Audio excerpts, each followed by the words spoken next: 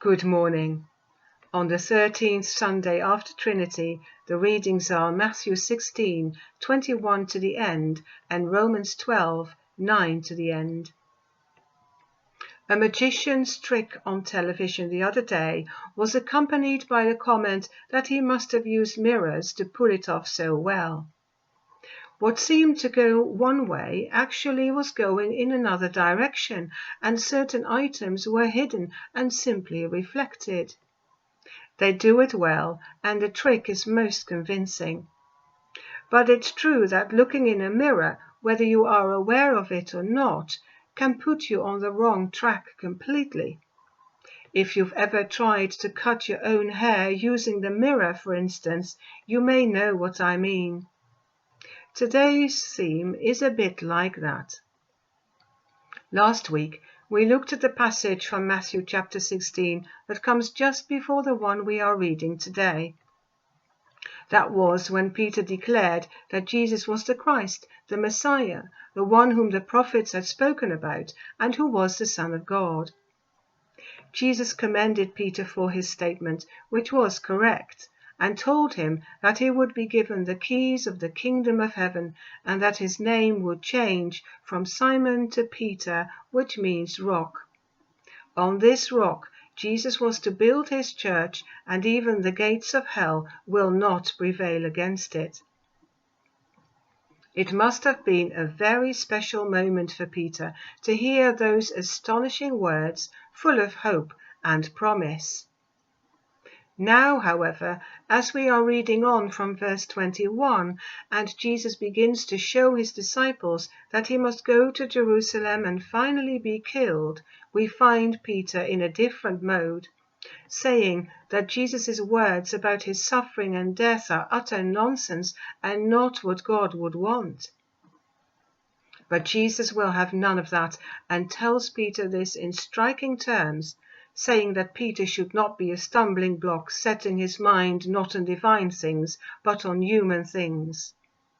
It may feel a bit for Peter like at first he was in Jesus' good books, and now he is kicked out by return. Ouch! But there is too much at stake for Jesus to let Peter go against God's plan as he knows it. Nothing and nobody should try to dissuade Jesus from going to Jerusalem at this stage of his journey and his work of salvation. Several times Satan had tried to put a spanner in the works, each time being resisted and sent back into his proper place. And Peter, no matter how well he may have meant it, cannot be allowed to put a stumbling block in Jesus' way either. Peter, like the other disciples, doesn't understand yet the nature and challenge of discipleship. They will learn in due course when they become witnesses of the greatest act of loving mercy that Jesus is going to perform, and when they see the power of God displayed in full measure, also later on in their own lives as followers of Christ. They have to come to recognize that what they have seen as a logical route to take was not the correct one, like a mirror that puts you on the wrong footing.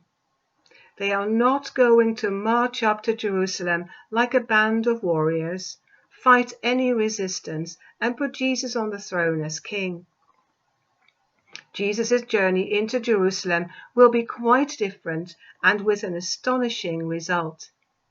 Yet it is the only way, and the one that God had planned for a long time. Jesus was not going to be put off and misdirected, not even by one of his most trusted disciples. What the disciples, and we too, must learn is that God thinks differently from the way we human beings think.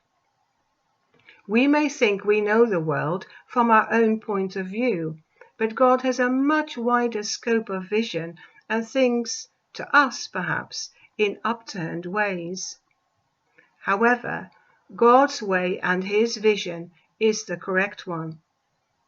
For now we are seeing in a mirror dimly, but later we will see face to face, as it says in 1 Corinthians 13.